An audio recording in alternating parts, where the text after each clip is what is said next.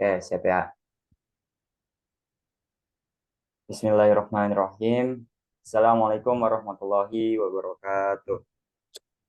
Alhamdulillahirabbil alamin wa bihi nasta'in ala umuri dunya waddin. Wassalatu wassalamu ala asrofil anbiya'i wal mursalin ala sayyidina Muhammadin sallallahu alaihi wasallam wa ala alihi wa sahbihi ajmain. Oke, kami dari kelompok 6 dari mata kuliah Organisasi dan Arsitektur Komputer yang diampu oleh Bapak Azari Algerido. Pada kesempatan kali ini kami akan mempresentasikan atau membahas tentang perbandingan kinerja antara RAM DDR4 dan juga RAM DDR5.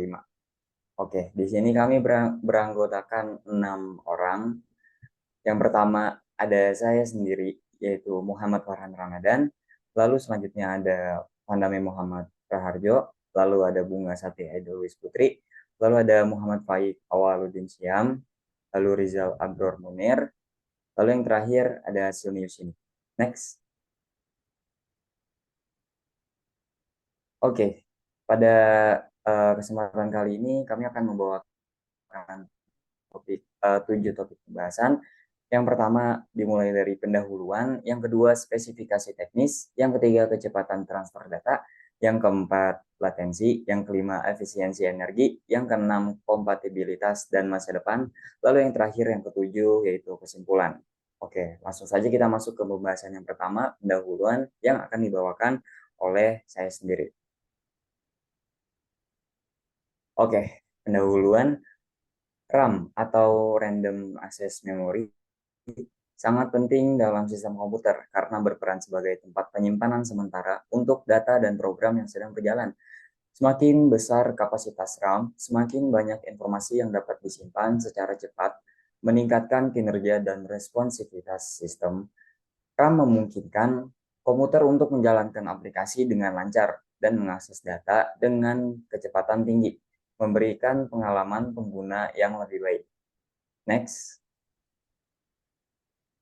Oke, pada kesempatan kali ini kami akan membandingkan kinerja dari RAM DDR4 atau Double Data Rate 4 dan juga RAM DDR5 atau Double Data Rate 5 yang merupakan dua generasi teknologi RAM yang digunakan dalam sistem komputer. Perbedaan utama antara keduanya yaitu perbedaan dari segi kecepatan transfer data, kapasitas dan bandwidth, voltage atau voltase, teknologi peningkatan kinerja, dan juga kompatibilitas. Oke, sekian dari pendahuluan. Selanjutnya masuk ke spesifikasi teknis yang akan dibawakan oleh Faik. Kepada Faik.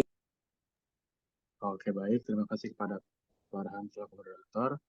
Selanjutnya kita membahas tentang spesifikasi teknis. Seperti yang kita ketahui, untuk sampai saat ini teknologi RAM sudah sampai ke DDR5 dan dengan di tahun sebelumnya itu atau model sebelumnya, generasi sebelumnya itu DDR4.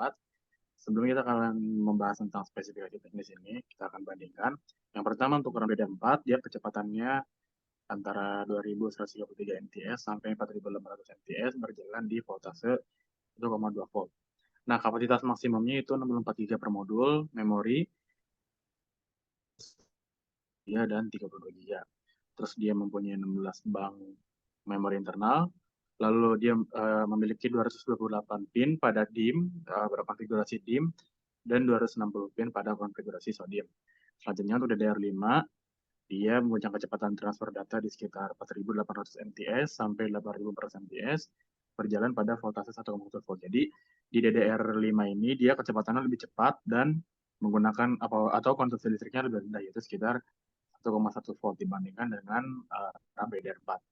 Nah, modul RAM DDR5 memiliki fitur Power Management Integrated Circuits atau PMIC onboard di RAM ya, yang membantu mengatur daya yang dibutuhkan oleh berbagai komponen modul memori seperti DRAM, register, hub SPD, dan lain-lain. Sekian penjelasan PCB ini. Selanjutnya saya kembalikan ke. Oke, baik. Terima kasih pada Faik yang telah membawakan pembahasan. Selanjutnya ada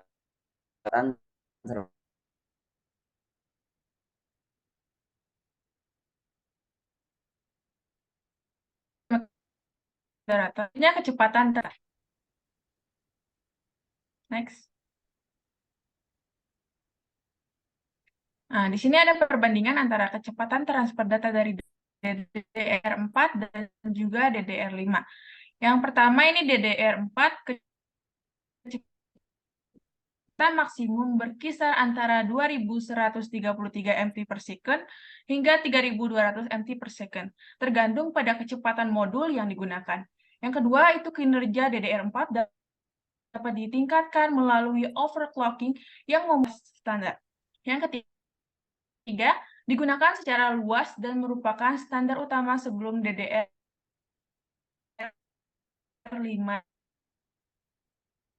diperkenalkan. Nah, selanjutnya yaitu ada DDR5, di mana yang pertama, kecepatan transfer data awal lebih tinggi dibandingkan dengan DDR4 yang dimulai dari 3200 mt per second. Yang kedua, mampu mencapai kecepatan transfer data lebih dari 6400 mt, menawarkan peningkatan signifikan dalam kecepatan transfer data dibandingkan dengan DDR4. Yang bukan dukungan dari prosesor dan motherboard yang kompatibel dengan DDR5 untuk memanfaatkan. Saya kembalikan ke Oke, baik. Terima kasih pada Silmi yang telah membawakan pembahasan mengenai kecepatan transfer data. Selanjutnya ada pembahasan mengenai latensi yang akan dibawakan oleh Rizal pada. Baik.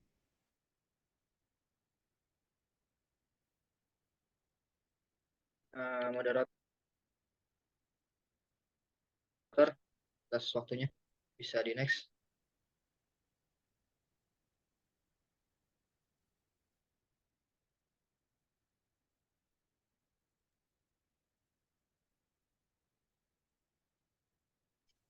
Oke, latensi. Di sini saya akan memaparkan apa itu latensi. Jadi latensi adalah RAM mengacu pada waktu yang dibutuhkan oleh sistem komputer untuk mengakses data dalam modul RAM. Jadi beberapa parameter latensi melibatkan waktu akses ke kolom dan baris dalam RAM. Jadi seperti cas latensi atau CL, TRCD. Terus yang selanjutnya ada raw pre-charge time atau TRP, dan selanjutnya ada raw active time atau TRES, dan yang terakhir ada command rate. Semakin rendah nilai latensi, semakin cepat aksesnya. Tapi seringkali ada trade-off dengan kapasitas dan harga modul RAM. Bisa di next.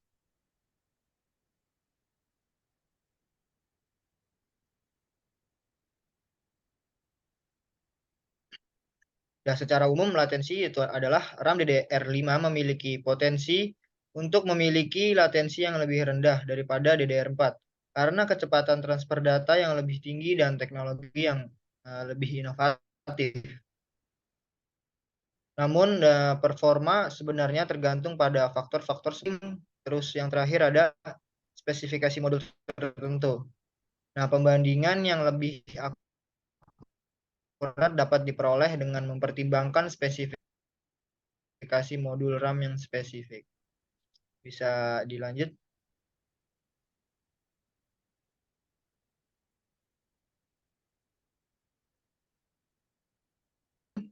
Memiliki dampak langsung pada responsivitas sistem. Semakin rendah latensi, semakin cepat sistem merespon perintah atau permintaan pengguna.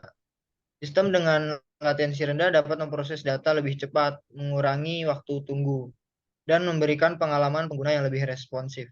Oleh karena itu, pengoptimalan latensi termasuk dalam RAM merupakan faktor penting dalam meningkatkan kinerja dan responsivitas keseluruhan sistem kerja. Mungkin itu saja yang bisa saya sampaikan. Saya kembalikan ke moderator. Oke, baik. Terima kasih Rizal yang telah membawakan pembahasan mengenai latensi. Selanjutnya, ada pembahasan mengenai efisiensi energi yang akan dibawakan oleh Ivan atau Vandame kepada. Oke, terima kasih moderator. Sini saya akan menjelaskan mengenai efisiensi energi. Yang pertama itu membandingkan konsumsi daya RAM DDR4 dan DDR5. Secara umum, RAM DDR5 memiliki kinerja yang lebih tinggi daripada DDR4. Namun, konsumsi daya biasanya lebih tinggi. Ini karena DDR5 memiliki kecepatan transfer data yang lebih tinggi, memungkinkan kinerja sistem yang lebih baik, tetapi juga dapat mengakibatkan penggunaan daya yang lebih tinggi. Pilihan antara DDR4 dan DDR5 sebaiknya dipertimbangkan kebutuhan spesifik sistem dan anggaran daya yang tersedia. Boleh next. Oke, selanjutnya menganalisis efisiensi energi RAM DDR4 dan DDR5. DDR4 dan DDR5 adalah dua jenis RAM yang digunakan dalam sistem komputer. Secara umum, DDR5 memiliki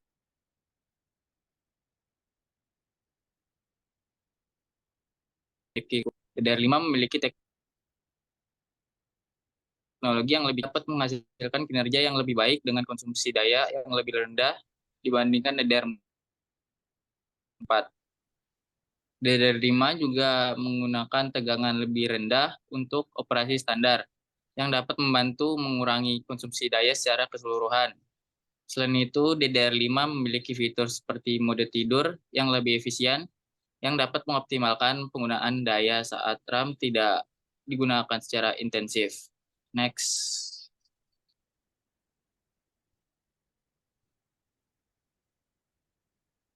Oke, selanjutnya implikasi efisiensi energi pada kebutuhan daya sistem. Efisiensi energi pada sistem dapat mengurangi kebutuhan daya secara keseluruhan, mengurangi biaya operasional, dan meminimalkan dampak lingkungan melalui penggunaan sumber daya yang lebih efisien. Mungkin sekian dari saya penjelasan tentang efisiensi energi. Saya kembalikan ke moderator. Oke, baik. Terima kasih penjelasannya Ivan atas tadi efisiensi energi. Selanjutnya ada pembahasan mengenai kompatibilitas dan masa depan yang akan dibawakan oleh Bunga. Kepada Bunga dipersilakan. Baik, terima kasih moderator. Sekarang saya akan menjelaskan mengenai kompatibilitas dan masa depan. Yang akan saya bahas terlebih dahulu ialah kompatibilitas RAM DDR4 dan DDR5. Untuk RAM DDR4-nya itu sendiri, yang pertama ada kompatibilitas motherboard. Dia itu memiliki slot fisik yang dirancang untuk menampung jenis RAM tertentu. Jika motherboard yang ada hanya memiliki slot DDR4, maka hanya RAM DDR4 yang akan kompatibel. Tidak semua motherboard mendukung semua kecepatan DDR4. Beberapa motherboard mungkin hanya mendukung kecepatan RAM DDR4 tertentu, misalnya DDR4 2400, DDR4 3200, dan lain-lain. Yang kedua, ada kompatibilitas prosesor. Prosesornya juga harus memiliki dukungan untuk jenis RAM tertentu. Sebagian besar prosesor modern yang mendukung DDR4 biasanya kompatibel dengan sebagian besar varian DDR4 RAM. Terus beberapa prosesor memiliki batasan kecepatan RAM tertentu yang dapat didukung. Misalnya prosesor tertentu mungkin hanya mendukung DDR4 hingga kecepatan tertentu seperti DDR4 3200. Untuk RAM DDR5-nya itu sendiri, yang pertama ada kompatibilitas motherboard-nya, dia tuh harus memiliki slot DDR5 yang mendukung fisik RAM DDR5. Jika dirasa ingin menggunakan DDR5, maka perlu adanya motherboard yang dirancang khusus untuk menerima RAM dengan jenis ini. Tidak semua motherboard mendukung DDR5, namun generasi motherboard yang lebih baru biasanya memiliki slot DDR5. Yang kedua, ada kompatibilitas prosesor. Prosesornya juga harus mendukung DDR5. Prosesor terbaru yang dirilis biasanya memiliki dukungan untuk jenis RAM terbaru seperti DDR5. Terus, prosesornya juga harus dapat memiliki batasan kecepatan DDR5 yang didukungnya, mirip dengan batasan kecepatan DDR4 pada prosesor yang mendukung DDR4. Selanjutnya ada masa depan RAM DDR4 dan DDR5. Kini RAM DDR5 sedang dalam proses pengadopsian yang semakin luas. Jenis RAM tersebut menawarkan peningkatan kecepatan, kapasitas, dan efisiensi energi dibandingkan dengan DDR4. Beberapa perkiraan masa depan untuk kedua jenis RAM ini adalah sebagai berikut. Untuk RAM DDR4, di sini ada yang pertama, meskipun DDR5 sedang naik daun, DDR4 masih akan digunakan secara luas dalam sistem komputer saat ini. Banyak sistem dan motherboard yang masih menggunakan DDR4 dan akan tetap demikian dalam beberapa tahun ke depan. Yang kedua, dengan semakin banyaknya adopsi DDR5, harga DDR4 mungkin akan turun seiring waktu karena semakin sedikit permintaan. Yang terakhir, produsen memungkinkan dukungan jangka panjang untuk DDR4 dalam beberapa tahun ke depan untuk mendukung pengguna yang masih menggunakan perangkat yang menggunakan RAM ini. Sedangkan untuk RAM DDR5 itu sendiri, yang pertama ada DDR5 diharapkan menjadi standar utama dalam beberapa tahun yang akan datang karena keunggulannya dalam kinerja dan efisiensi energi. Perusahaan teknologi besar dan produsen komputer telah mulai mengadopsi DDR5 dalam produk-produk mereka. Yang kedua, DDR5 menawarkan kecepatan transfer data yang lebih tinggi dan kapasitas yang lebih besar dibandingkan DDR4. Ini sangat bermanfaat untuk aplikasi yang membutuhkan kinerja tinggi seperti komputasi intensif dan gaming. Dan yang terakhir, dengan adopsi DDR5 yang semakin luas, industri akan berfokus pada pengembangan teknologi yang terkait dengan DDR5, seperti chipset yang dioptimalkan untuk DDR5 dan inovasi lainnya. Berikutnya ada proyeksi masa depan dari kedua RAM ini. Berikut ini merupakan beberapa proyeksi yang sekiranya akan dilakukan pada masa yang akan datang. Jika dilihat dalam segi transisi yang secara bertahap, transisi dari DDR4 ke DDR5 akan terjadi secara bertahap meskipun DDR5 semakin banyak digunakan dalam sistem baru, namun dia akan memakan waktu beberapa tahun sebelum DDR4 sepenuhnya digantikan. Jika dilihat dalam segi inovasi lanjutannya, selain DDR5, penelitian dan pengembangan untuk RAM yang lebih canggih mungkin juga sedang berlangsung. Teknologi seperti DDR6 atau alternatif RAM yang lebih inovatif mungkin menjadi perhatian industri di masa yang mendatang. Ketika industri terus bergerak maju, adopsi teknologi baru seperti DDR5 umumnya menjadi tren yang diikuti untuk meningkatkan kinerja dan efisiensi sistem. Meskipun demikian, waktu yang dibutuhkan untuk transisi dari satu generasi RAM ke generasi berikutnya biasanya memakan waktu bertahun-tahun karena ketergantungan pada adopsi industri, dukungan perangkat keras, dan preferensi pasar. Cukup sekian dari saya kembalikan kepada moderator. Terima kasih. Oke, terima kasih kepada Bunga yang telah membawakan pembahasan mengenai kompatibilitas dan masa depan. Oke, akhirnya kita telah mencapai dari penghujung presentasi kita mengenai perbandingan kinerja dari RAM DDR4 dan DDR5. Selanjutnya kita akan bahas mengenai kesimpulan dari pembahasan-pembahasan yang telah tadi kami bawakan. Oke, dapat disimpulkan bahwa RAM DDR5 menawarkan kinerja yang lebih tinggi secara teknis dalam hal kecepatan transfer data, latensi yang lebih rendah, kapasitas yang lebih besar, dan efisiensi energi yang lebih baik. RAM DDR5 merupakan evolusi alami dari RAM DDR4 yang dirancang untuk memenuhi kebutuhan komputasi yang semakin kompleks dan aplikasi yang lebih menuntut. Transisi dari RAM DDR4 ke RAM DDR5 akan memakan waktu karena perubahan ini melibatkan penggantian motherboard dan CPU yang mendukung RAM DDR5 yang dimana sekarang motherboard tersebut dan CPU tersebut yang mendukung RAM DDR5 itu masih sedikit, tidak banyak seperti yang mendukung DDR4. Selanjutnya, keuntungan sebenarnya dari RAM DDR5 akan terlihat dalam aplikasi yang memerlukan kinerja tinggi, seperti komputasi intensif, aplikasi game-game berat, render grafis, dan pemrosesan data-data yang cukup besar. Ketika industri semakin mengadopsi RAM DDR5 ini dan teknologi terus berkembang, RAM DDR5 akan menjadi standar utama di masa depan, sementara RAM DDR4 akan secara bertahap meredup. Meskipun RAM DDR5 menjanjikan kinerja yang lebih baik, keputusan untuk beralih dari DDR4 ke DDR5 harus dipertimbangkan dengan memperhatikan biaya upgrade, ketersediaan perangkat keras, dan manfaat yang diperoleh dari peningkatan kinerja. Oke, next.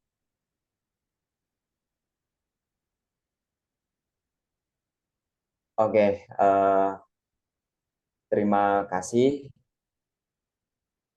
kepada yang telah melihat presentasi kami, dan kami juga memohon maaf apabila ada kesalahan kata maupun tingkah laku kami.